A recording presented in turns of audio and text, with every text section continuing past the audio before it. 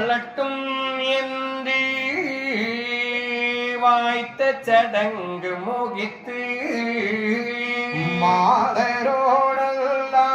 மாதரோடெல்லாம் மகிழ்ந்திருந்தாரம்மானே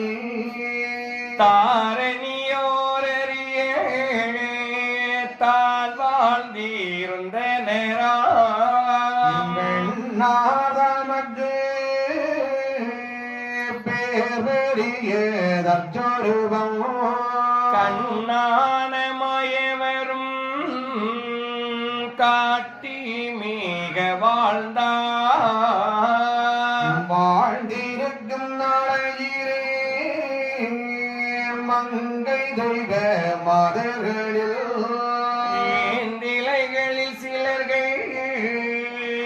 இளங்குழலி பெற்றனரா பாரேராள் விழோ